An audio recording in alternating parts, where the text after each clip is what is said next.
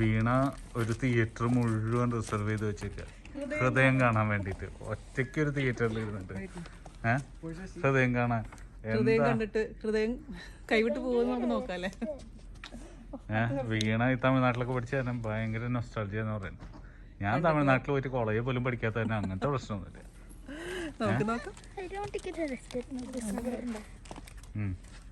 നമ്പറുണ്ട്, തോന്നി കൊടുത്തിരിക്കാൻ വാ വാ വാ.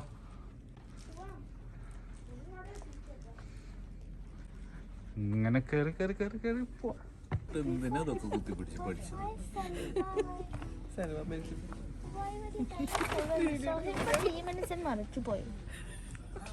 No, but 20 seconds of screen time. He was alive for 3 minutes. Then Chattu. Chakku Takku. So what do you think? We saw him for 30 seconds and Chattu. Spoiler hai, spoiler. This is I'm telling spoilers right now. You cannot hear me.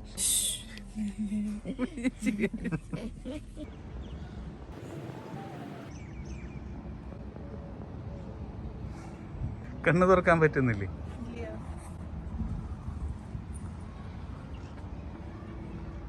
ഇവിടെ കുഴപ്പമില്ല. അപ്പൊ പതുക്കെ തുടങ്ങാല്ലേ. എന്തത് വിനീത് ശ്രീനിവാസന് പഠിക്കണം. ഓരോ cinema കണ്ട് കഴിയുമ്പോഴും വരുമ്പോഴും പുതിയ പുതിയ ആംഗിളും പുതിയ പുതിയ രീതികളൊക്കെ ആണല്ലോ. എന്തായാലും വിനീത് ശ്രീനിവാസനെ കുറിച്ചല്ലേ ഇന്ന് സംസാരിക്കാൻ പോകുന്നത്. മറ്റേതോ ലോകത്തേക്ക് കൊണ്ടുപോയ പാവം വിനീത് ശ്രീനിവാസൻ. വിനീത് ശ്രീനിവാസൻ ചക്കരയല്ലേ? പറഞ്ഞോളൂ. ഒന്നുമില്ല, എന്താ പറയാ, ഹൃദയം സിനിമ കണ്ട ഹാങ് ഓവറിൽ ഇരിക്കണം ഞങ്ങളല്ല, ഞാൻ പ്രത്യേകിച്ചും. അപ്പൊ ഇന്നലെ രാത്രി ഹൃദയം കാണാൻ പോയി. അതിന് മുൻപ് തന്നെ എനിക്ക് കുറേ പേര് ഫീഡ്ബാക്ക് പറയുന്നുണ്ടായിരുന്നു, വീണ ചേച്ചിക്ക് എന്തായാലും ഇഷ്ടപ്പെടും എന്നൊക്കെ പറഞ്ഞപ്പോൾ ആ ഒരു എക്സ്പെക്ടേഷനിൽ തന്നെ പോയിട്ടുണ്ടായിരുന്നത്. പ്രത്യേകിച്ചും പിന്നെ തമിഴ്നാട്ടിൽ പഠിച്ചായതുകൊണ്ട് ആ ഒരു നൊസ്റ്റാൾജിയ, പിന്നെ കോളേജ് ലൈഫ് വീണ്ടും ഒന്ന് തിരിച്ച് കണ്ട പോലെ തോന്നി. അപ്പോൾ എല്ലാം കൊണ്ട് ഇങ്ങനെ അത് കഴിഞ്ഞ് ഇറങ്ങിയപ്പോൾ മനസ്സിനൊക്കെ ആകെപ്പാടൊരു ഭാരം. തിരിച്ച് വന്ന് കസിൻസിനോട് സംസാരിച്ചപ്പോൾ എല്ലാവർക്കും ഇതന്നെ പറയാനുള്ളൂ. അപ്പോൾ ജാൻചേട്ടൻ പറഞ്ഞത് എന്ത് ഇത്ര, പക്ഷേ ജാൻചേട്ടന് മനസ്സിലാവില്ല, അത് നമ്മുടെ ആ ഫീലിംഗ് നമുക്ക് മാത്രമേ മനസ്സിലാവുള്ളൂ അല്ലേ. അപ്പോൾ പ്രത്യേകിച്ചും കേരളത്തിൽ നിന്ന് ആ സമയത്ത് ഞാനൊക്കെ പഠിക്കുന്ന സമയത്ത് തൊട്ടിട്ട് കേരളത്തിൽ നിന്ന് കുറേ പിള്ളേർ തമിഴ്നാട്ടിൽ പോകുന്നൊരവസ്ഥയായിരുന്നു. കാരണം ഇവിടെ സീറ്റ് കുറവായിരുന്നു എഞ്ചിനീയറിങ്ങിന്. അപ്പോൾ തമിഴ്നാട്ടിൽ പോയി അവിടെ ഒരു 4 വർഷം ചിലവഴിച്ച് വരുമ്പോഴേക്കിനും ഒരു പ്രത്യേക പുതിയൊരു ലോകത്ത് വന്നപ്പെടുമ്പോൾ തന്നെ ആ ഒരു ഫ്രീഡമും അല്ലെങ്കിൽ ഇതേപോലെ ഫ്രണ്ട്സിൻ്റെ കൂടെയുള്ള ഒരു പഠിത്തത്തിനേക്കാളേറെ എനിക്ക് സംബന്ധിച്ചിടത്തോളം ഞാൻ കാര്യമായിട്ട് പഠിച്ചൊന്നുമില്ലെങ്കിൽ പോലും ആ ഒരു പുതിയൊരു ജീവിതം, പുതിയൊരു ലോകം തുറന്നു കിട്ടിയിട്ടുണ്ടായിരുന്നു. അപ്പോൾ ഇവിടെ ഇത്ര കാലം ഞാനൊക്കെ ആണെങ്കിൽ അമ്മ അച്ഛൻ ഞാൻ എന്നുള്ളൊരു രീതിയിൽ വളർന്നിരിക്കുന്ന ഒരാൾ, അധികം സംസാരിക്കാത്ത ഒരാളായിരുന്നു. ഇത് നന്നായി സംസാരിക്കാൻ പഠിച്ചത് എഞ്ചിനീയറിംഗ് കോളേജിൽ പോയ ശേഷം. അതായത് ആ ഫ്രണ്ട്ഷിപ്പ്, ആ നല്ല ഫ്രണ്ട്സ് ഉണ്ടെങ്കിൽ നമ്മൾ ഒരുപാട് എന്താ പറയുക, പറയാറില്ല, ഭയങ്കര ഇതായില്ലേ. എനിക്ക് മനസ്സിലാവാഞ്ഞത് നിങ്ങളൊക്കെ എന്തിനാ പഠിക്കുമ്പോൾ? അതൊരു വലിയൊരു ചോദ്യമാണ്. 4 കൊല്ലം വെറുതെ കളഞ്ഞില്ലേ? വേറെ 4 കൊല്ലം വെറുതെ കളഞ്ഞില്ലേ? ഫ്രണ്ട്ഷിപ്പ് ഉണ്ടാക്കാൻ ഇനിയിപ്പോ എഞ്ചിനീയറിംഗ് കോളേജിൽ പോയി അല്ലല്ല, വളരെ കുറച്ച് എന്നെ പോലെ കുറച്ച് പേര് മാത്രമേ പഠിച്ചത് കാര്യം ചെയ്യാതിരുന്നുള്ളൂ. ബാക്കിയുള്ള എൻ്റെ ഫ്രണ്ട്സൊക്കെ എഞ്ചിനീയേഴ്സായിട്ട് തന്നെ വർക്ക് ചെയ്യുന്നത്. വളരെ കുറച്ച് പേര് മാത്രം അങ്ങനെ ആയിപ്പോയി. പക്ഷെ അതിൽ ഞാൻ റിഗ്രറ്റ് ചെയ്യുന്നുമില്ല. പക്ഷെ ആ ഒരു എക്സ്പ്ലോഷർ ഇല്ലാതിരുന്നെങ്കിൽ ഞാൻ ചിലപ്പോൾ ഈ സമയത്ത് ഇങ്ങനെ ഇരിക്കില്ലായിരുന്നു. മനസ്സിലായില്ലേ? അപ്പോൾ എല്ലാത്തിനും ഒരു നിയോഗം എന്ന് പറഞ്ഞ പോലെ തിരിഞ്ഞെത്താൻ നമ്മള് വിചാരിച്ചതിലേക്കല്ല ദൈവം കൊണ്ടെത്തിക്കാൻ എന്തെങ്കിലുമൊക്കെ ചെയ്യാം, എവിടെയെങ്കിലുമൊക്കെ ചെന്ന്. എന്നെ പോലെ എല്ലാവർക്കും അവരുടേതായ ഒരു ഇതില്ലേ. അപ്പോൾ എഞ്ചിനീയറാന്ന് പറയുമെങ്കിൽ പോലും അതിനേക്കാളേറെ ഇപ്പോൾ ഞാനിപ്പോൾ ഒരു യൂട്യൂബറാണ്, എൻ്റെ പാഷൻ വേറെയാണ്. പക്ഷേ ഈ പറഞ്ഞ പോലെ അത് പല രീതിയിലും ഇപ്പോൾ ചില കുട്ടികൾക്ക് പഠിക്കാൻ ഇൻട്രസ്റ്റോട് കൂടിയിട്ട് എഞ്ചിനീയറിംഗ് പഠിക്കാൻ വന്നവരുണ്ടാവും. ചിലവർ വീട്ടുകാരുടെ നിർബന്ധത്തിന് വഴങ്ങി എഞ്ചിനീയറിംഗ് പഠിക്കാൻ വന്നവരുണ്ടാവും എന്നെ പോലെ. അപ്പോൾ അത് വ്യത്യാസം ഉണ്ടാവും. എനിവേ അതുകൊണ്ട് നഷ്ടമൊന്നും ഉണ്ടായിട്ടില്ല, ലാഭം മാത്രമേ ഉണ്ടായിട്ടുള്ളൂ. ഇതുപോലെ ഈ അവര് പോയ പോലെ വല്ലയിടത്തും പഠിക്കാൻ പോകാൻ പറ്റിയ മറ്റേ ഇല്ല, അങ്ങനെയൊന്നും പാരലൽ ക്ലാസ്സിനൊന്നും പോകാൻ പറ്റിയില്ല, സ്റ്റുഡന്റ് മൂവ്മെന്റിന്റെ ഭാഗമാവാനൊന്നും പറ്റിയില്ല. കഷ്ടമായി പോയിട്ട്. ഇപ്പോൾ എനിക്ക് പറയാനുള്ളത് എന്താണെന്ന് വെച്ചാൽ, ഞാൻ അവരുടെ അടുത്തും പറയാറുള്ള ഒരു കാര്യമാണ്, എപ്പോഴെങ്കിലും ഒരിക്കലെങ്കിലും ഹോസ്റ്റൽ ലൈഫ് ആസ്വദിക്കണം, ഹോസ്റ്റലിൽ പോയി താമസിക്കണം. അതായത് അപ്പോഴാണ് നമുക്ക് ശരിക്കും ജീവിതത്തിൻ്റെ ആ ഒരു റിയാലിറ്റി മനസ്സിലാവുള്ളൂ. അല്ലെങ്കിൽ വീട്ടിൽ താമസിക്കുമ്പോൾ അമ്മ ഉണ്ടാക്കുന്ന നല്ല ഭക്ഷണം കഴിച്ച് അല്ലെങ്കിൽ പാമ്പർ ചെയ്ത് അങ്ങനെ ഇരിക്കുന്ന സാഹചര്യത്തിൽ നിന്നും ഒരു ടഫായിട്ടുള്ളൊരു അന്തരീക്ഷത്തിൽ പോകണമെങ്കിൽ ഹോസ്റ്റൽ ലൈഫ് വേണം. എങ്കിൽ മാത്രമാണ് നമുക്ക് എവിടെ പോയാലും ഒരു കൂസറില്ലാണ്ട് ജീവിക്കാൻ പറ്റുള്ളൂ. കാരണം എനിക്ക് മനസ്സിലായിട്ടുള്ള ഒരു കാര്യം, കാരണം നമ്മൾ എഞ്ചിനീയറിംഗ് കോളേജിൽ പഠിക്കാൻ പോയ സമയത്ത് എന്താ പറയുക, ബങ്ക് ബെഡും അതിൻ്റെ മുകളിൽ അത് ഞാൻ ആദ്യം ഫസ്റ്റ് ഇയറിൽ പഠിക്കാൻ പോയപ്പോഴേ ഈ റാഗിങ് പേടിച്ചിട്ട് ഞങ്ങളുടെ കോളേജിൽ ഫസ്റ്റ് ഇയേഴ്സിന് വേറെ ഹോസ്റ്റലായിരുന്നു, അതായത് വർക്കിംഗ് വുമൻസ് ഹോസ്റ്റലായിരുന്നു ലേഡീസിന് വേണ്ടിയിട്ട്. അപ്പോൾ അവരുടെ ആ ഹോസ്റ്റലിൽ ഫസ്റ്റ് ഇയർ കുട്ടികൾ മാത്രം അവിടെ ഉണ്ടാവും. അപ്പോൾ ബങ്ക് ബെഡിൽ എന്ന് പറയുമ്പോൾ ഇങ്ങനെ ഓരോരുത്തർ ഇങ്ങനെ ലേറ്റ് അഡ്മിഷൻസ് ഇങ്ങനെ വരുന്നുണ്ടായിരുന്നു. അപ്പോൾ അനു ഒക്കെ ലേറ്റ് ആയിട്ട് വന്നിട്ടുണ്ട്, അനു, ശ്രീജ, പിന്നെ ആരായിരുന്നു, ദീപയൊക്കെ ലേറ്റ് ആയിട്ട് വന്നിട്ടുണ്ടായിരുന്നു. അപ്പോൾ ഞാൻ വന്ന് അത് കഴിഞ്ഞ് നോക്കിയപ്പോൾ ശ്രീജയ്ക്ക് ബെഡില്ല. അപ്പം ഒന്നാമത് ഞാൻ മേലത്തെ ബങ്ക് ബെഡിലേക്ക് കിടക്കുന്നത്, എന്നിട്ട് വാടം പറഞ്ഞ് ബെഡില്ല എന്ന് പറഞ്ഞപ്പോൾ എൻ്റെ കൂടെ ബെഡിൽ ശ്രീജ കിടക്കുന്നുണ്ടായിരുന്നത്. അപ്പോൾ ഞാനാണെങ്കിൽ ഇത്രയും പോലും വണ്ണില്ല, മെലിഞ്ഞ് വലിക്കുന്ന ആളാണ്. അപ്പോൾ ശ്രീജ നമ്മുടെ ചുമരിൻ്റെ അടുത്തും ഞാനിപ്പുറത്തുമാണ്. അപ്പോൾ ഇപ്പോൾ വീടെന്ന് വെച്ചിട്ട് പേടിച്ചിട്ടാണ് ഞാൻ കിടക്കണ്ടായിരുന്നത്. അപ്പോൾ ഞാൻ പിറ്റേ ദിവസം രാവിലെ അമ്മനെ വിളിച്ച് പറഞ്ഞു, അമ്മ ഞാനിവിടെ നിൽക്കൂലേ, ഞാൻ തിരിച്ചു പോവുകയാണെന്ന് പറഞ്ഞ് കരച്ചിൽ, ഒരു 1.5 മാസം കരച്ചിലായിരുന്നു എനിക്ക് തിരിച്ചു പോകണം എന്ന് പറഞ്ഞിട്ട്. അത് കഴിഞ്ഞപ്പോൾ അമ്മ പറഞ്ഞു, ഇത്രയും പൈസ ചിലവഴിച്ചിട്ട് വന്നതല്ലേ, അത് വരാൻ പറ്റില്ല, മോൾ അഡ്ജസ്റ്റ് ചെയ്യുന്നൊക്കെ പറഞ്ഞ് പിന്നെ ഡെയിലി വിളിക്കും. അങ്ങനെയൊക്കെ പിന്നെ എന്ത് പറ്റിയെന്ന് വെച്ച് കഴിഞ്ഞാൽ ഫ്രണ്ട്സൊക്കെ ആയിട്ട് ഭയങ്കര സെറ്റായി, പിന്നെ വീട്ടിൽ പോകണ്ട. നമ്മുടെ ആ ഒരു മാനസികാവസ്ഥ അങ്ങനെ പതുക്കെ ചേഞ്ച് ചെയ്യുന്നത് നമുക്ക് തന്നെ മനസ്സിലാവും. പിന്നെ ഫ്രണ്ട്സ് മതി, വീട്ടിൽ പോയി കഴിഞ്ഞാലും പെട്ടെന്ന് തിരിച്ച് ഹോസ്റ്റലിലോട്ട് പോകണം എന്നുള്ളൊരു രീതിയൊക്കെ വന്നിട്ടുണ്ടായിരുന്നു. അതായത് ആ ഒരു എന്താ പറയുക, അത്ര നല്ല ഫ്രണ്ട്സ് കിട്ടണം കേട്ടോ, അത് വേറെ കാര്യം. ഭാഗ്യത്തിന് എനിക്ക് നല്ല ഫ്രണ്ട്സ് ഉണ്ടായിരുന്നു. ഇപ്പോഴും ആ ഫ്രണ്ട്സായിട്ട് അതേ വേവ് ലെങ്ത്തിൽ തന്നെ ആ സൗഹൃദം കാത്തു സൂക്ഷിക്കാൻ പറ്റുന്നുണ്ട്. അത് തന്നെ ഒരു വലിയൊരു ഭാഗ്യമാണ്. അപ്പോൾ എന്താ പറയുക, ഭയങ്കരമായിട്ട് മിസ് ചെയ്യുന്നു. അപ്പോൾ അതിൻ്റെ ഉള്ളിൽ ഇപ്പോൾ സ്പോയിലേഴ്സ് ഉണ്ടാവും കേട്ടോ, ഈ നമ്മൾ ഹൃദയം കാണാത്തൊരു കാണണ്ട, കാരണം അതിനുള്ളിൽ നമ്മൾ സാമ്പാർ സാധനം കാണിക്കുന്നുണ്ട്. അപ്പോൾ എനിക്ക് സാമ്പാർ സാധനം എനിക്ക് അത്ര വലിയ താല്പര്യമുള്ള വിഷയമൊന്നും ആയിരുന്നില്ല. പക്ഷേ എൻ്റെ ഹോസ്റ്റലിൽ പഠിക്കുമ്പോൾ എനിക്ക് പ്രിയപ്പെട്ടതെന്ന് വെച്ചാൽ ഇഡ്ഡലിയും അവിടുത്തെ കാരച്ചട്നി ആയിരുന്നു. ഞാൻ വീഡിയോ ഇട്ടിട്ടുണ്ട് കാരച്ചട്നിയുടെ. അപ്പോൾ അതെന്ന് പറഞ്ഞു കഴിഞ്ഞാൽ ബസ് വരും, രാവിലെ ബസ് വരുമ്പോഴേക്കിനും ആരെങ്കിലും ഒരാൾ വന്നിട്ട് ആ പാട്ടിയുടെ അടുത്ത് വെയിറ്റ് ചെയ്യും. അപ്പോൾ ഒരു വലിയ പ്ലേറ്റിൻ്റെ ഉള്ളിൽ കുറേ ഇഡ്ഡലിയും കുറേ കാരച്ചട്നിയും കൂടിയിട്ട് ആരെങ്കിലും ഒരാൾ വാങ്ങിച്ചു വെക്കും. പിന്നെ 4-5 പേരും കൂടെ വന്ന് കൈയിട്ട് കുഴച്ച് കഴിക്കുക എന്നൊക്കെ പറയുമ്പോൾ ഇപ്പോഴും വായിൽ വെള്ളം വരുന്നു. അപ്പോൾ അതൊക്കെ ഭയങ്കരമായിട്ട് മിസ് ചെയ്യുന്നു. അതിൻ്റെ ടേസ്റ്റ് പക്ഷെ നമ്മൾ ഉണ്ടാക്കിയാലും കിട്ടില്ല, കാരണം അതൊരു എന്താ പറയുക, എനിക്ക് പറഞ്ഞറിയിക്കാൻ പറ്റില്ല. അപ്പോൾ അത്രയും സ്വാദുള്ളൊരു ഭക്ഷണമായിരുന്നു. ആ ഒരു ടേസ്റ്റ് പിന്നെ കിട്ടിയിട്ടുമില്ല.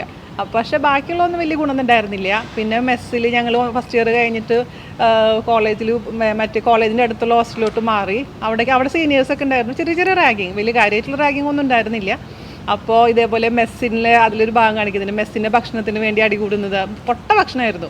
അപ്പോൾ നമ്മൾ എല്ലാ മാസവും സീനിയേഴ്സിൻ്റെ അടുത്ത് പറയും, ഒന്ന് ഭക്ഷണം മാറ്റുമ്പോൾ അങ്ങനെ പറയുന്നത്. അങ്ങനെ കുറേ കാര്യങ്ങൾ റിലേറ്റ് ചെയ്യാൻ പറ്റി. അപ്പോൾ ഒരുപാട് താങ്ക്സ് ഉണ്ട് നമുക്കിങ്ങനെ കുറച്ച് സമയമെങ്കിലും നമ്മളെ പഴയ കാലത്തിലോട്ട് കൊണ്ടുപോയതിനും. അപ്പോൾ ഞങ്ങൾ ഫ്രണ്ട്സായിട്ട് സംസാരിക്കാൻ വീണ്ടും ഈ ഒരു കാര്യങ്ങളൊക്കെ പറയാനുള്ള അവസരം തന്നതിനും വിനീതിന് ഒരുപാട് നന്ദി. ഹൃദയത്തിലോട്ട് ഞങ്ങളെടുത്തു. ജാൻ ചേട്ടൻ പറയാം. ജാൻ ചേട്ടൻ എന്തെങ്കിലും പറയാനുണ്ടോ? വരൂ. ഞാൻ ഇമോഷണലായി പോകുന്നു. ഞാൻ ഇന്നലെ കരഞ്ഞു.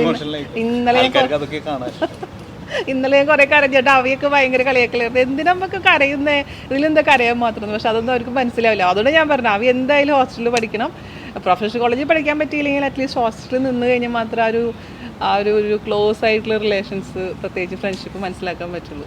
ആ ഒരു ചിലർക്ക് ക്ലോസ് ആയിട്ടുള്ള റിലേഷൻസ് ഫോം ചെയ്യാനുള്ള ഒരു കഴിവുകേടുണ്ട്. അപ്പോൾ എനിക്കൊന്നും എവിടെ നിന്നാലും, ഞാനും ഹോസ്റ്റലൊക്കെ ഒന്നുണ്ട്, എവിടെ നിന്നാലും ക്ലോസ് ആയിട്ടുള്ള റിലേഷൻസ് ഉണ്ടാവില്ല. അതെനിക്കറിയില്ല. ഒരു കുടുംബത്തിൽ നിന്നാലും ക്ലോസ് ആയിട്ടുള്ള റിലേഷൻസ് ഉണ്ടാവില്ല. അതെനിക്ക് മനസ്സിലായി. അതിപ്പോ ഒരു 99% അത് ഡിസോർഡർ ഉള്ള ആൾക്കാരെ ഞാൻ മാറ്റി നിർത്തുന്നു അവരെ. പക്ഷെ 99% ആൾക്കാരും അവര് ഭയങ്കര ബോണ്ടിങ്, എന്തോ ഭയങ്കരമായിട്ട് നല്ല മൂവിയായിരുന്നു. നല്ല ഇഷ്ടമായി. അപ്പൊ നന്ദു പറയണത് 2 സിനിമയാക്കി എടുക്കാൻ പറ്റുന്ന മൂവിയാണ് അമ്മ എന്ന് പറയുന്നത്. അത് രണ്ട് ഫീലിങ്സ് ആണ്. അതായത് ആദ്യത്തെ മൂവി എന്ന് പറയുമ്പോൾ ആദ്യത്തെ പാട്ട് ഇന്റർവെല് വരെ ഞാൻ ഫുൾ കരച്ചിലായിരുന്നു. അത് കഴിഞ്ഞാൽ പിന്നെ നല്ല ഹാപ്പി മൊമെന്റ്സ് ആയിരുന്നു. അപ്പോൾ 2 ഇമോഷൻസിനെയും ഒരേപോലെ എന്താ പറയുക ബാലൻസ് ചെയ്ത് കൊണ്ടുപോകാൻ പറ്റിയിട്ടുണ്ട്. ഞാൻ പറഞ്ഞില്ല, നിങ്ങൾക്കൊന്നും കണക്ട് ചെയ്യാൻ പറ്റില്ല, ഞങ്ങളെ പോലുള്ളവർക്ക് അത് കണക്ട് ചെയ്യാൻ പറ്റുള്ളൂ. അല്ല അതല്ല അങ്ങനെയല്ല. ഞാൻ ഇന്ത്യയിലെ RVSലേക്ക് തിരിച്ചു പോകണം, ഒരു പ്രാവശ്യം എല്ലാവരും കൂടെ പോകണം എന്നൊക്കെ ആഗ്രഹിച്ചിട്ടുള്ള ഒരാളാണ്. പക്ഷെ എല്ലാവരും കൂടെ ഒരുമിച്ച് വരുന്നില്ല. പക്ഷെ മാത്രമല്ല എൻ്റെ സീനിയേഴ്സൊക്കെ പോയി ഫോട്ടോസും ഒക്കെ ഇതിൽ FBയിൽ കാണുമ്പോൾ പണ്ടത്തെ കോളേജേ അല്ല, ഒരുപാട് മാറി. ഇപ്പം നമുക്ക് ആ പഴയ സ്ഥലങ്ങളിൽ പോകാനുള്ള അറിയും കൂടി ഇല്ല, മനസ്സിലാവണില്ല കണ്ടിട്ട്. കംപ്ലീറ്റ് ബിൽഡിങ്സ് ഒക്കെ മാറ്റി. അപ്പോൾ എന്നാലും ഒരു ദിവസം പോകണം. പോണ്ടേ, നീ വരുമോ? ഞാൻ വരാം. എൻ്റെ കോളേജ് അല്ലാത്തടത്തോളം എനിക്ക് വരാൻ ബുദ്ധിമുട്ടുണ്ട്. അത് ശരി, ഒരാഗ്രഹമുണ്ട്. എന്നാൽ ആരെങ്കിലും 2-3 ഫ്രണ്ട്സും കൂടെ ഉണ്ടെങ്കിൽ നന്നായിരിക്കും. ഇപ്രാവശ്യം വലിയ വെക്കേഷൻ പോകുമ്പോൾ ഒന്ന് പറ്റിയെങ്കിൽ കോളേജിൽ ദിണ്ടിക്കൽ RVS കോളേജിലൊക്കെ ഒന്ന് പോയി ആയി വർക്കിട്ട് വരാം. എന്താണ് താങ്കൾക്ക് പറയാനുള്ളത്? ഞാൻ എടുക്കണ്ട നിന്റെ ചേട്ടനെ കൂടെ കാണണല്ലോ. എനിക്ക് ഒന്നും പറയാനില്ല. ചേട്ടന്റെ തത്വചിന്തകളൊന്നും ആൾക്കാർ കാണുന്നുണ്ട്. എനിക്ക് പ്രത്യേകിച്ച് ഒന്നും പറയാനില്ല. ഇല്ലേ, ഇതിലെ ഹൃദയത്തിനെ കുറിച്ച് പറയണമെന്നൊന്നുമില്ല ചേട്ടാ. ഒന്നിനെ കുറിച്ചൊന്നും പറയാനില്ല. എന്നാ പിന്നെ നമ്മുടെ ബ്രോഡാഡിയെ കുറിച്ച് പറയടാ. ബ്രോഡാഡി നല്ല സിനിമ. എനിക്ക് ഹൃദയത്തിനേക്കാൾ ഇഷ്ടമായി ബ്രോഡാഡി. ദൈവമേ, ബ്രോഡാഡി എനിക്ക് ഇഷ്ടപ്പെട്ടു. പക്ഷെ എനിക്ക് കൂടുതൽ ഇഷ്ടപ്പെട്ടത് ഞാൻ പറഞ്ഞു രണ്ടും ഇഷ്ടമായി. രണ്ടും 2 ടൈപ്പ് പടം. അത് രണ്ടും നന്നായിട്ട്, രണ്ടും എന്റർടൈനേഴ്സ് എന്നെ സംബന്ധിച്ച്. എനിക്ക് നിങ്ങൾ പറഞ്ഞ പോലെ നൊസ്റ്റാൾജി ഇതൊന്നും ഇല്ലാത്തതുകൊണ്ട്. അപ്പൊ ഏതോ സിനിമ കണ്ടപ്പോ നൊസ്റ്റാൾജിയ എന്ന് പറഞ്ഞിട്ടുണ്ടല്ലോ, നിറം കണ്ടോ? പണ്ട് അത് നിറം കണ്ടപ്പോ ക്രൈസ്റ്റോളയിൽ ഞാൻ പഠിച്ചിട്ട് പോലും ഇല്ല. അതിന് മുന്നിൽ കൂടെ പോയിട്ടുണ്ട്. അത് നാട്ടിൽ നിന്ന് മാറി തുടങ്ങിയ കാലഘട്ടത്തിൽ അങ്ങനെ നാടും ഇരിയാലക്കുടയും ക്രൈസ്റ്റോളജിയും ഒക്കെ കണ്ടപ്പോൾ ഒരു നൊസ്റ്റാൾജി തോന്നി. ഇപ്പം അങ്ങനെയൊന്നുമില്ല. ഇപ്പം നാടായിട്ട് 20 വർഷത്തിൽ കൂടുതലായി ബന്ധം വിച്ഛേദിച്ചിട്ട്. നമ്മൾ മറ്റേ വീണിടം വിഷ്ണുലോകം എന്ന് പറഞ്ഞാൽ അവിടെ ചെന്നിട്ട് അവിടെ ജീവിക്കാൻ പഠിക്കുക. അല്ല, വേറൊരു കാര്യം എനിക്ക് തോന്നിയിട്ടുള്ളതെന്ന് പറഞ്ഞാൽ നമ്മൾ പലപ്പോഴും നമ്മൾ ഇമോഷനിലാവും, അല്ലെങ്കിൽ നമ്മളെ എഫക്റ്റ് ചെയ്യുന്ന തോന്നുന്ന പല സാധനങ്ങളും നമ്മൾ ഒട്ടും എഫക്റ്റ് ചെയ്യില്ല. നമ്മൾ ഒട്ടും പ്രതീക്ഷിക്കാതിരിക്കുന്ന കാര്യങ്ങളായിരിക്കും നമ്മളെ എഫക്റ്റ് ചെയ്യും. നമ്മളിപ്പോ ഭക്ഷണം, ഇപ്പോ ചോറ്റുപാത്ര സീരീസ് തന്നെ ഞാൻ എൻ്റെ ഒരു വൈകാരിക നിമിഷത്തിൽ പെട്ടെന്നെടുത്ത തീരുമാനത്തിൽ ചെയ്തൊരു എപ്പിസോഡാണത്. എന്തോ ഭയങ്കരമായിട്ട് അമ്മേനെ മിസ് ചെയ്യുന്നുണ്ടായിരുന്നു, എന്തോ ഭയങ്കരമായിട്ട് മിസ്സിങ് ആയിരുന്നു. അപ്പോൾ ഞാൻ ചെയ്തു. പക്ഷെ അത് കഴിഞ്ഞിട്ട് എനിക്ക് വന്ന മെസ്സേജസ് ഇൻസ്റ്റയിലും മെയിലൊക്കെ ആയിട്ട് വന്നത് ഒരുപാട് പേർക്ക് അത് ഭയങ്കരമായിട്ട് അങ്ങ് എന്താ പറയുക റിലേറ്റ് ചെയ്തു. ഇപ്പോൾ ചോറും പാത്രം ഇല്ല, ചോറ്റുപാത്രം എന്ന് പറഞ്ഞ കൺസെപ്റ്റ് എന്നുള്ള, അതായത് ഇപ്പോൾ ടിഫിൻ ബോക്സ് പിള്ളേർക്ക് ഇപ്പോൾ സാധാരണ ബ്രെഡ് ന്യൂട്ടല് അല്ലെങ്കിൽ അങ്ങനത്തെ സാധനങ്ങളും എല്ലാം നമ്മൾ കൊണ്ടുപോകുന്ന പോലെ ചോറും കൊണ്ടുപോകുന്ന കുട്ടികളുണ്ടാവുമായിരിക്കും കേട്ടോ. പക്ഷേ അതിനിപ്പോൾ കുട്ടികൾക്ക് വില ഉണ്ടാവില്ല. പക്ഷേ അത് ഈ പറഞ്ഞ പോലെ കുറേ വർഷങ്ങൾക്ക് ശേഷം തിരിഞ്ഞു നോക്കുമ്പോഴാണ് അതിന് സ്വാദും, അല്ലെങ്കിൽ എന്നും അമ്മ എന്ന് അമ്മയ്ക്ക് കടല ഉണ്ടാക്കി തരാം, കടല മാത്രമേ ഉള്ളൂ അല്ലെങ്കിൽ പരിപ്പ് മാത്രമേ ഉള്ളൂ എന്നുള്ളത് നമ്മൾ പറഞ്ഞിട്ട് ഇങ്ങനെ മനസ്സിൽ വിചാരിക്കും. അതേസമയം മറ്റു കുട്ടികൾ വേറെ എന്തെങ്കിലും കൊണ്ടുവരുമ്പോൾ കണ്ടില്ല, അവരുടെ അമ്മമാർ കൊടുത്തു വിട്ടിട്ടുണ്ടില്ല എന്നാൽ എന്നും കംപ്ലയിൻറ്റിനുള്ള സമയം ഉണ്ടാവും. പക്ഷെ അത് കഴിഞ്ഞ് ഇപ്പോൾ അയ്യോ എൻ്റെ അമ്മയുടെ കടല ചോറും കഴിക്കാൻ തോന്നുന്നു എന്ന് പറഞ്ഞിട്ട് ഇപ്പം നമ്മൾ വിചാരിച്ചിട്ട് കാര്യമില്ല. അതൊരിക്കലും നടക്കാത്തൊരു കാര്യമാണ്. ആ സ്വാദ് തിരിച്ചു കിട്ടൂല. ഇപ്പോൾ ഇന്നലെ മല്ലിയ മാമായിട്ട് സംസാരിച്ചപ്പോൾ പറയായിരുന്നു, അമ്മ കൽച്ചട്ടിയിൽ ഉണ്ടാക്കിയ കടലക്കറിയുടെ സ്വാദ് ഒരിക്കലും തിരിച്ചു കിട്ടില്ല. നമ്മളിപ്പോൾ എത്ര കുക്കറിൽ ഉണ്ടാക്കിയാലും ആ ടേസ്റ്റ് കിട്ടില്ല. അപ്പോൾ ആ പറഞ്ഞ പോലെ ഓരോരുത്തർക്ക് അവരുടേതായ നൊസ്റ്റാൾജിയും മൊമെന്റ്സും. അപ്പോൾ ഇടയ്ക്കിടയ്ക്ക് ഇതൊക്കെ പറയണം നീ, എന്നാലാണ് നമുക്ക് ഈ ജീവിതത്തിൽ ഇതൊന്നും മനസ്സിലാവാത്ത ഒരാളോട് പറയും. അതുകൊണ്ടല്ലേ ഞാൻ നിങ്ങൾ ചേട്ടൻ്റെ അടുത്ത് പറയാത്തത്. ഞാൻ എൻ്റെ ഫ്രണ്ട്സിൻ്റെ അടുത്ത് ഞാൻ ഷെയർ ചെയ്യും. എന്നോട് പറയാറില്ലേ, അനുവായിട്ട് വരുമ്പോ നിങ്ങൾ എല്ലാ വർഷവും അങ്ങനെയല്ല, അനുവായിട്ട് വരുമ്പോ അനു എൻ്റെ കൂടെ 1.5 വർഷം എഞ്ചിനീയറിംഗ് പഠിച്ചിട്ടുള്ളൂ. അത് കഴിഞ്ഞ് അവള് കല്യാണം കഴിച്ച് പോയി. പക്ഷെ 1.5 വർഷത്തെ ആ ഒരു എന്താ പറയുക സമയം ഉണ്ടായിരുന്നുള്ളൂ ഞങ്ങൾ തമ്മിലെങ്കിൽ പോലും എല്ലാ പ്രാവശ്യം വരുമ്പോഴും പറഞ്ഞത് തന്നെ പറയുന്നത് അയവറക്കുന്നത്. പക്ഷെ അത് ഇപ്പോഴും പറയുമ്പോഴും ഞങ്ങൾ ഭയങ്കര യങ് ആവും. ഞങ്ങൾ ഇപ്പോഴും 16 വയസ്സ് 17 ഇതൊക്കെ ഞാൻ ശ്രമിച്ചു. 2 തവണ പറഞ്ഞു, 2 തവണ കൂട്ടുകാരെയൊക്കെ കണ്ട് ഇതൊക്കെ പറഞ്ഞു. 3-ാമത്തെ തവണ എനിക്ക് തന്നെ ചെടിച്ചു. 4-ാമത്തെ തവണ തൊട്ട് പിന്നെ ഞാൻ അവരെ കാണാറില്ല. അങ്ങനെയല്ല, അതാണ് ആ ഒരു വേവ് ലെങ്ത്. ഇപ്പൊ ഞാനും ഞങ്ങൾ രണ്ടുപേരും എൻജോയ് ചെയ്യുന്നുണ്ട്. ഞാൻ പറയണത് കേട്ട് അവള് പൊട്ടിച്ചിരിക്കും, അവള് പറയണത് കേട്ട് ഞാൻ പൊട്ടിച്ചിരിക്കും. അതായത് അവിടെ നമ്മൾ ആ സമയത്ത് ചായ കുടിക്കുമ്പോ ചിരിക്കണതാണ് എന്നെ പോലെ. അങ്ങനെ ഞങ്ങൾ ശരിക്കും സ്പെഷ്യാലിറ്റി. അപ്പോൾ അതെന്ന് പറഞ്ഞാൽ ആ സമയം കുറച്ച് നമുക്ക് ജീവിതത്തിൽ ഒരുപാട് ദുഃഖങ്ങളും കാര്യങ്ങളൊക്കെ ഉള്ളപ്പോഴും ചില സമയത്ത് തിരിച്ച് ആ പഴയ കാലത്തിൽ ഒരുപാട് ദുഃഖമുള്ളത് എല്ലാവർക്കും ഉണ്ടെന്നേ. അവര് ചിരിക്കുന്ന മുഖത്തിന് പുറകിലും കുറച്ച് വിഷമങ്ങളൊക്കെ ഉണ്ട്, എല്ലാവരിലും ഉണ്ട്. അതിപ്പോ ഒരാൾക്ക് മാത്രല്ല. അത് അപ്പൊ അതുകൊണ്ടല്ലേ പറഞ്ഞത്. അപ്പൊ ചിരിച്ചുകൊണ്ട് നമ്മൾ മാക്സിമം ചിരിക്കാനും സന്തോഷിക്കാനും ശ്രമിക്കുന്നുള്ളൂ എന്തൊക്കെ ഉണ്ടെങ്കിലും. അപ്പൊ ഞാൻ അനുവദം പറഞ്ഞത്, നമ്മള് ഉള്ളപ്പോ ഞങ്ങൾ രണ്ടുപേരും കൂടുമ്പോ മാക്സിമം തമാശ പറഞ്ഞ് ചിരിച്ച് പഴയ കാര്യങ്ങളൊക്കെ ആയി. അപ്പൊ ഞാൻ ചേട്ടൻ ഇതെന്തോ ഇതല്ലെങ്കിൽ കഴിഞ്ഞ വർഷം തന്നെ പറഞ്ഞു, ഈ വർഷം തന്നെ പറഞ്ഞു, ഇതന്നെയുള്ള പണി, അതന്നെയുള്ള പണി, അത്രേ ഉള്ളൂ, വേറെ ഒന്നും പറയാനില്ല ഞങ്ങൾക്ക്. ആ ഒരു 3 മണിയുടെ വർത്താനൊക്കെ പറഞ്ഞ്. അപ്പൊ അതുപോലെ ഓരോരുത്തർക്ക് സന്തോഷം കിട്ടുന്ന ഓരോ രീതിയിലാണ്. കുറച്ച് ഫ്രണ്ട്സൊക്കെ ആയിട്ട് പഴയ കാര്യങ്ങൾ വർത്താനം പറഞ്ഞിരിക്കാനാ എന്റെ സന്തോഷം എന്ന് പറയുന്നത്. ഞങ്ങൾക്ക് അതാണ് റിപ്പീറ്റ് അല്ലാണ്ട് 4 വർഷത്തെ കാര്യങ്ങൾ 2 വർഷം റിപ്പീറ്റ് ചെയ്ത പിന്നെ എനിക്ക് സഹിക്കില്ല. പക്ഷെ അതേ പറയാം, അത് ഓരോരുത്തരുടെ രീതിയിൽ. അതുകൊണ്ടായി അത് കാര്യമില്ല, ചാൻസേ ഇല്ല. ആ 4 ഒരു പരിചയമില്ലാത്ത ആൾക്കാരോട് ഇത്രയും പോലെ സംസാരിക്കുമ്പോൾ ഒരു ഭയങ്കര ഫ്രഷ്നെസ് ആണ്. പുതിയ ഒരുപാട് കാര്യങ്ങൾ അവർ നമുക്ക് ഫ്രണ്ട്സ് ഒന്നും ആവുന്നില്ല. അതിൽ ചായക്കടക്കാരനോട് സംസാരിക്കുന്നുണ്ട്, അതുപോലുള്ള സംഭാഷണം. അത് ഞാൻ സംസാരിക്കുന്നത് ഞാൻ ഇഷ്ടപ്പെടുന്നുണ്ട്. അത് വേറെ, അത് പുതിയ ആൾക്കാരോട് നമ്മൾ അവരായിട്ടൊരു എന്താ പറയുക, ഇത്രയും വർഷത്തെ ഒരു ഇതില്ല, എക്സ്പീരിയൻസോ അല്ലെങ്കിൽ ഒരുമിച്ച് ഒരേ കാര്യങ്ങൾ നമ്മൾ ഷെയർ ചെയ്തിട്ടില്ല. ഇതെന്ന് പറയുമ്പോൾ എടി അന്ന് പൂക്കാരി അമ്മമ്മ വന്നപ്പോ സെയിം വിറ്റന്നെ 4ാം തവണ പറയും. എന്ത് മനുഷ്യരില്ല. ചിലപ്പോ പഴയ ഏതെങ്കിലും സിനിമയുടെ കാര്യങ്ങൾ ഞാൻ പറയാം, ഞങ്ങൾ പറയാറില്ല. റിപ്പീറ്റ് ചെയ്യുന്ന ആൾക്കാരുണ്ട്. നമ്മള് പഴയ കാര്യങ്ങള് ഞങ്ങള് പിന്നെ ഹോസ്റ്റലില് ഇതേപോലെ തന്നെ. അതുപോലെ ഞങ്ങളുടെ ഫ്രണ്ട്സൊക്കെ കൂടുമ്പോ അന്ന് 9ാം ക്ലാസ്സില് വായ നോക്കിയിരുന്ന പെമ്പിള്ളേരെ കാര്യം പറയും. ഇത് വിട്ടില്ല ഇതുവരെ. അല്ല പിന്നെ വായ നോക്കി പെമ്പിള്ളേരെ ആമ്പിള്ളേരെയൊക്കെ വെച്ചാല് ഇപ്പോഴും ഇപ്പൊ ചിലപ്പോ അത് കൂടിയിട്ട് ആദ്യം പറയും, ഓ ഇങ്ങനെ ഒരു കുട്ടി ഉണ്ടായിരുന്നു അല്ലേ, അങ്ങനെ ആലോചിച്ച് ആ ഫോട്ടോ ഒക്കെ നോക്കി ഇതന്നെ പിന്നെയും ഇത്. അത് വാട്സപ്പ് ഗ്രൂപ്പും കൂടെ ഉണ്ടെങ്കിൽ മുഴുവനായി. വേണ്ട മതി, വാട്സപ്പ് ഗ്രൂപ്പും കൂടെ മുഴുവൻ ഇടയ്ക്ക് അവരുടെ ഫോട്ടോ. അതൊരു സന്തോഷല്ലേ. ഞങ്ങളുടെ ഗ്രൂപ്പിലുണ്ട് ഈ പയ്യനെ ഓർമ്മയുണ്ടോന്ന് വെച്ചിട്ട് ചിലപ്പോ ദീപക്ക് ഒരു ഫോട്ടോ എടുത്തിടും. അപ്പൊ ഞാൻ പറഞ്ഞാൽ അറിയാം, നിനക്ക് എങ്ങനെ ഇത്ര ഓർമ്മയുള്ളത് മറ്റൊരു. അപ്പൊ അങ്ങനെ അപ്പൊ പഴയ കാര്യങ്ങളൊക്കെ ഒരു പണിയില്ല മനസ്സിലായി ആൾക്കാര്. വേറെ പണികളൊക്കെ അല്ലല്ല, വേറെ അങ്ങനെയല്ല. സമ്പന്നതകളും ഒരുപാട് ഇതുകളും ഡയമെൻഷൻസും കണ്ടെത്താൻ ശ്രമിക്കുന്നവരുണ്ട്. അതല്ല ഇപ്പൊ ഞാൻ പറയട്ടെ, എനിക്ക് ഓർമ്മകളിലോട്ട് മുങ്ങിത്തപ്പാന്ന് വെച്ച് കഴിഞ്ഞാല് നമ്മള് ആ ചെറുപ്പം കൊണ്ടുവരാൻ വേണ്ടിട്ടാണ്. കാരണം ചെറുപ്പത്തോട് ഇത്ര എനിക്ക് വാർദ്ധക്യം ഭയങ്കര ഇഷ്ടമാണ്. അജിത്തൊക്കെ നടക്കുന്നുണ്ടല്ലേ. ഏത് അജിത്ത്? തല പറയാൻ പാടില്ല എന്ന് പറഞ്ഞിട്ടുണ്ട്. തല അജിത്ത് തല എന്ന് പറയാൻ പറ്റില്ല, പേര് മാറ്റി. അല്ല അങ്ങനെയല്ല. അപ്പൊ അതെന്ന് പറഞ്ഞു കഴിഞ്ഞാല് നമുക്ക് ഓരോരുത്തർക്കും ഓരോ രീതികളല്ലേ.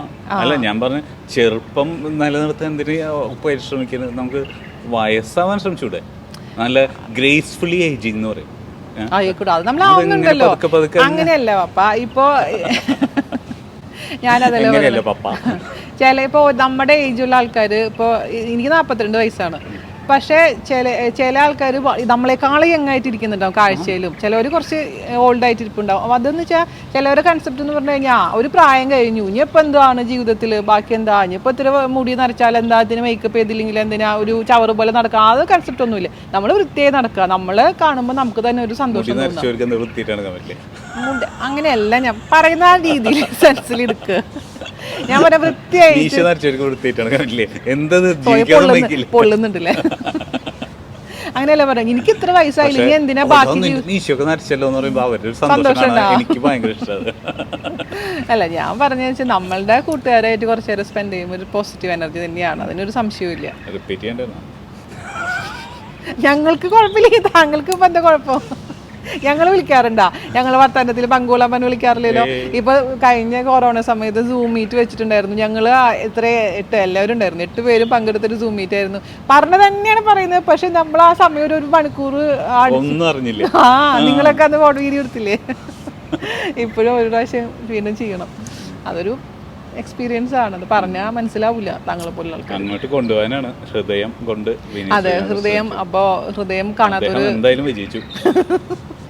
ചിലരൊക്കെ ആ മൂടിന്ന് ഇപ്പോഴും പോകുന്നില്ല, രാത്രി കണ്ടത് എപ്പോഴും അവിടെ തന്നെ നിൽക്കുക. അല്ല അതേപോലെ ഹൃദയം കാണാത്തവര് പോയി കാണുക. നിങ്ങൾക്ക് എന്തായാലും തീർച്ചയായിട്ടും ഇഷ്ടപ്പെടും. ചേട്ടനെ പോലുള്ളവരല്ല, എന്നെ പോലുള്ളവർക്ക് തീർച്ചയായിട്ടും ഭയങ്കരമായിട്ട് ഇഷ്ടപ്പെടും. എനിക്ക് ഹൃദയം ഇഷ്ടമായി. എനിക്ക് പ്രത്യേകിച്ച് നൊസ്റ്റാൾജിയ ഇല്ല എന്ന് മാത്രമല്ല, എനിക്കൊരു സിനിമ കണ്ട പോലെ തോന്നിയില്ല. ഒരു മ്യൂസിക്കൽ പെട്ടെന്ന് കഴിഞ്ഞു വന്ന അങ്ങനെ സിനിമയായിരുന്നു. അല്ല നന്നായി ചെയ്തു. അത് മാത്രമല്ല, അതാണ് അതിന്റെ 15 പാട്ടുകൾ എന്നൊക്കെ പറഞ്ഞ 15 ഞെട്ടിപ്പുതി. 15 പാട്ട് എങ്ങനെയാ സഹിച്ചിരിക്കാൻ പറ്റും? പക്ഷെ അങ്ങനെയല്ല, അത് ഒഴുക്കില്ല, അതിലോട്ട് കഥയിലോട്ട് അങ്ങോട്ട് ഒഴുകി ചേർന്നു പോയപ്പോ നന്നായിരുന്നു. അപ്പോൾ കാണാത്തൊരു പോയി കാണാം. ഞാൻ എൻ്റെ ജോലി അടുക്കളയിൽ പോട്ടെ. പെട്ടെന്നായിക്കോട്ടെ.